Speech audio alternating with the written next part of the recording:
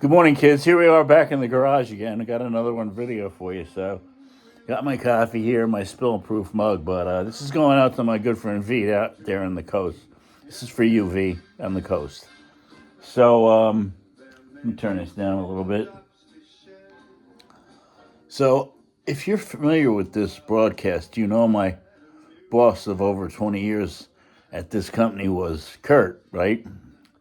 So, Kurt was one of these guys that would give you enough rope to inevitably hang yourself. So I had bought a 1964 190 diesel. I mean, this thing was just a tank. It was a German staff car, floor on the tree, red hot, wide open, brick on the pedal, went 60 miles an hour. That was it.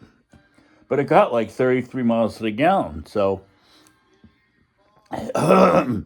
anyway, it just rotted. It had unibody construction and it just rotted. It was a Northern Michigan car or something. So I lost the title. And in New Jersey, if you lose the title, it's a freaking nightmare. You had to take an ad out in the paper for anybody in case it was a stolen car, trace the VIN number, and then you had to go down to Trenton. So I'm like, fuck that.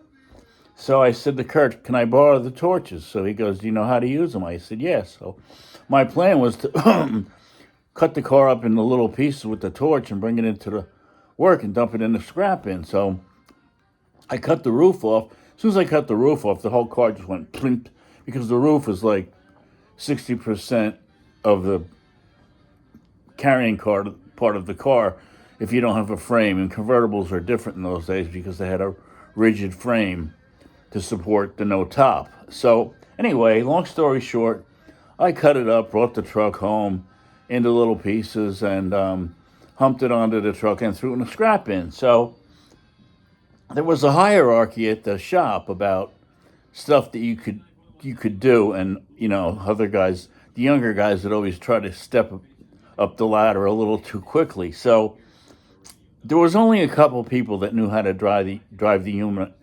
Unimog, because it was had three sticks in it. One would go forward and one would go backward. And then one would go the high and the low, and then there was the 5 speeds, and it would go red hot, wide open, 30 miles an hour.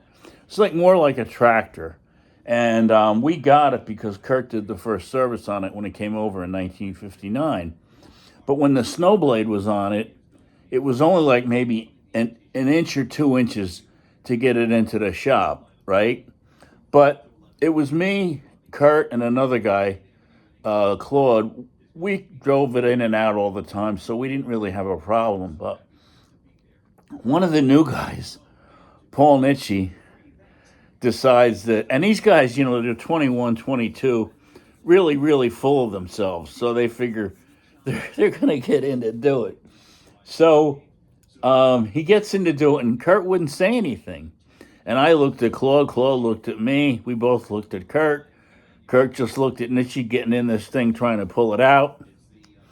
And I'll never forget it. Kurt had a cup of coffee in his hand, and Nitschke's getting a little flustered because everybody's looking at him. So it would be, he couldn't really angle it where he was going to just tear out part of the door frame, right? Because it was really really close. You had to angle the blade a certain way. So anyway, Nitschke's in there.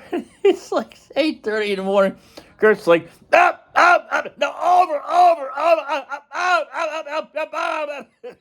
Finally, Nitschke got so flustered he just shut the thing off, got out of it, slammed the door, and goes, I give up. Billy, you get this thing out of here? Yeah, okay, boss. That's for you, V. Thinking of you.